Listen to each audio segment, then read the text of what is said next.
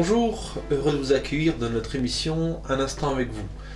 Soyez bénis, vous qui êtes motivés pour vivre un moment spirituel, court certes, mais comme le dira le soldat romain Jésus, dit seulement un mot. Un mot de Jésus, le roi ressuscité, est suffisant pour transformer nos vies, nos situations, nos contextes. J'espère que vous aurez ce mot de la part du Seigneur pour votre situation. En tout cas, nous prierons pour que Dieu agisse. Je vous demande aussi de prier pour moi, pour ces interventions, afin que le Saint-Esprit trouve les chemins des cœurs à l'écoute de ces émissions. Souvenez-vous, nous sommes toujours sur la série des confinés, où des personnalités bibliques nous livrent leur comportement durant ces épreuves de confinement. Il y en a plusieurs, et aujourd'hui sera question de l'apôtre Paul et de son ami Silas. Nous verrons ce passage très connu lorsqu'ils sont en prison. Notre référence se trouve dans le livre des Actes, donc au chapitre 16. Nous sommes au deuxième voyage missionnaire de Paul lorsqu'il traverse l'Asie mineure. Cette partie du livre des Actes relate donc les étapes, les villes stratégiques que Paul a visitées et l'accueil que les gens ont réservé à ce message de Jésus-Christ, Dieu fait homme. Certains adhèrent à son message, d'autres le trouvent dangereux, car ce message remet en question tout le système de croyance sur lequel est basée la culture, la vie communautaire, etc. C'est pourquoi il arrive que dans certains endroits, le missionnaire rencontre de vives oppositions, jusqu'à provoquer par exemple des émeutes pour l'exclure de la ville, jusqu'à recevoir des coups ou le mettre en prison. C'est ce dernier cas de figure qui nous intéresse aujourd'hui.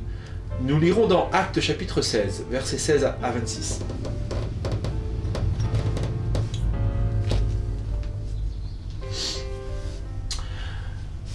Comme nous allions au lieu de prière, une servante qui avait un esprit de python et qui, en devinant procurer un grand profit à ses maîtres, vint en devant de nous et se mit à nous poursuivre, Paul et nous. Elle criait : « Ces hommes sont les serviteurs du Dieu Très-Haut et ils vous annoncent la voie du salut. » Elle fit cela pendant plusieurs jours. Paul, fatigué, se retourna et dit à l'esprit : « Je t'ordonne, au nom de Jésus-Christ, de sortir d'elle. » Et il sortit à l'heure même. Les maîtres de la servante, voyant disparaître l'espoir de leur gain, se saisirent de Paul et de Silas et les traînèrent sur la place publique devant les magistrats. Ils les présentèrent aux prêteurs en disant : « Ces hommes troublent notre ville.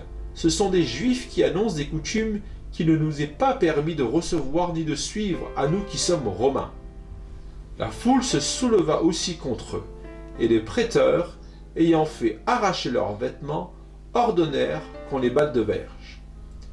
Après qu'on les ait eus chargés de coups, ils les jetèrent en prison en recommandant au geôlier de les garder sûrement. Le geôlier, ayant reçu cet ordre, les jeta dans la prison intérieure et leur mit des cèpes aux pieds. Verset 25. Vers le milieu de la nuit, Paul et Silas priaient et chantaient les louanges à Dieu, et les prisonniers les entendaient.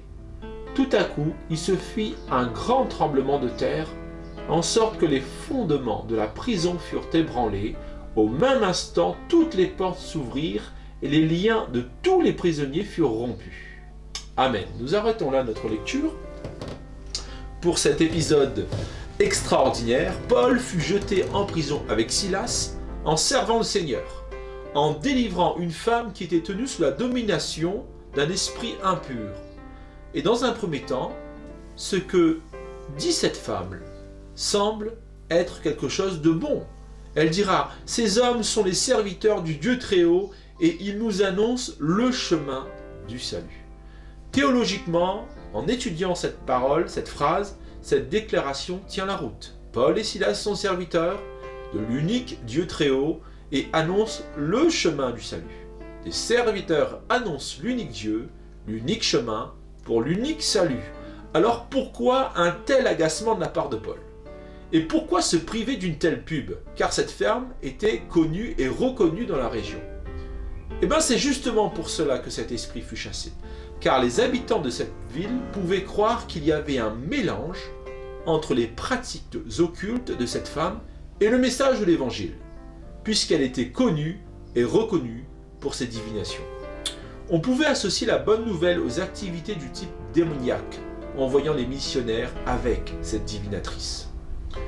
C'est encore là une stratégie de l'adversaire qui cherche à mélanger la vérité. Mais, soyons certains, nous pouvons servir Dieu avec l'Esprit de Dieu, non pas par la chair et encore moins par le concours d'autres esprits. L'esprit de Python fut chassé et cette femme libérée. Mais ses maîtres, voyant disparaître l'espoir de leur gain, fit jeter nos 2 missionnaires en prison.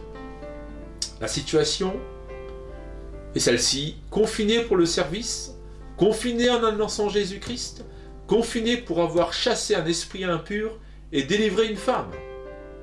Que vont faire Paul et Silas dans ce confinement? Vont-ils pleurer de toute l'âme de leur corps? Vont-ils se lamenter en voulant à Dieu?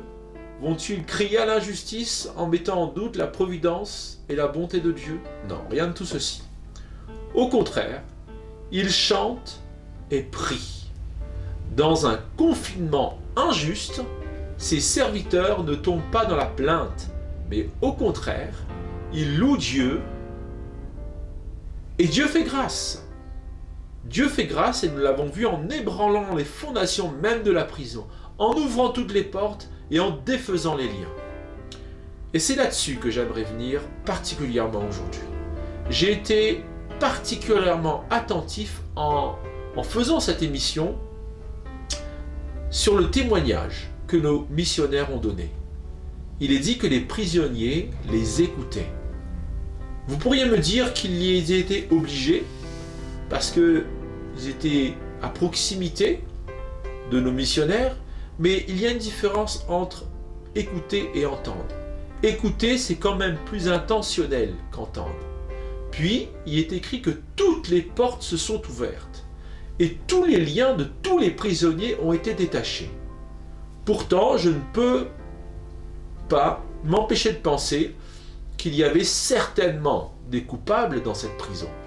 Toute espèce de brigands, de bandits, de voleurs, de charlatans et pourquoi pas de meurtriers. Mais Dieu était prêt à leur donner une seconde chance à eux aussi. Vous savez, la justice des hommes n'est pas toujours en adéquation avec celle de Dieu, surtout concernant le pardon. Et en étant libres, ces prisonniers pouvaient ainsi associer leur libération au chant et la louange et aux prières qu'ils avaient écoutées. Alors revenons un peu en arrière. Satan voulait associer une divinatrice au message de l'évangile pour un mélange malsain afin de dévitaliser le message de Jésus.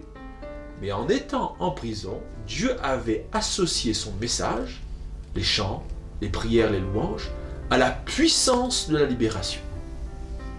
Cette libération n'a pas uniquement une valeur physique, mais elle a aussi une valeur spirituelle. On peut être libéré du péché, on peut être libéré d'une addiction, d'une passion, d'une dépression.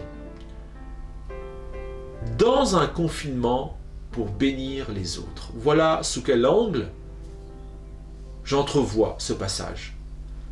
Injustement emprisonné pour bénir et délivrer. Voilà ce que ce confinement nous amène à considérer. Et je voudrais justement prier sur ces aspects. Dieu, aide-moi à comprendre que dans toute situation qui paraisse négative et injuste, tu peux les transformer en véritables bénédictions. Pour ma part, car je peux être témoin de ta puissance, mais aussi pour les autres qui ne te connaissent pas. Aide-moi à bien réagir pour transformer la situation complexe et désavantageuse en opportunité. Prions sur ces aspects. Nous te bénissons, Seigneur, pour ta parole, comment elle est riche d'enseignements.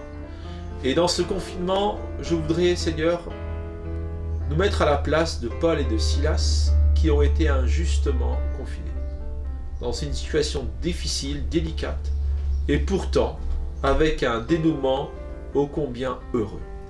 Seigneur, apprends-nous à gérer les situations, même si, du prime abord, ces situations paraissent hostiles, désavantageuses, injustes, mais en gardant nos cœurs, Seigneur, dans la joie, dans la confiance, dans la foi, en nous mettant aussi en action par la louange et la prière, nous pouvons non seulement être témoins de ta puissance qui délivre, mais être aussi et surtout un objet de bénédiction et de grâce pour ceux qui ne te connaissent pas. Merci Seigneur pour ces prisonniers. Merci pour le type de réaction de tes serviteurs qui a été en bénédiction pour ces prisonniers. Que ton nom encore soit béni et je te prie pour des personnes qui sont dans des situations complexes, qui ne comprennent pas l'injustice, qui ne comprennent pas la gravité et la souffrance par lesquelles ces personnes passent, elles sont en train de passer. Mais ouvre-leur ton intelligence, ouvre-leur les yeux spirituels afin qu'ils puissent apprécier la situation d'un autre angle. Seigneur, donne-leur encore le courage pour te faire confiance, de chanter, même à la suite de cette émission, pour célébrer, pour prier, pour transformer la souffrance en confiance, afin d'être témoin de ta puissance, mais aussi de bénir ceux qui ne te connaissent pas encore. Que ton nom soit glorifié, Jésus. Amen. Amen. Merci pour votre assiduité, merci pour cette unité de l'esprit, pour vos prières. N'hésitez pas à nous faire connaître, soit par notre site ou à revoir les émissions, ou soit par notre page Facebook. Restons connectés car nous n'avons pas repris nos activités de l'Église pour l'instant, puisque notre mouvement d'Église ne le préconise pas. En effet, par prudence et surtout par souci de soutien, de cohésion aux autres églises qui sont dans des contextes moins propices à l'ouverture, ils sont épiés, menacés, découragés, nous avons décidé de ne pas rouvrir pour l'instant. Mais prions pour qu'on puisse se voir, une réouverture rapide et sage. Soyez bénis, à bientôt.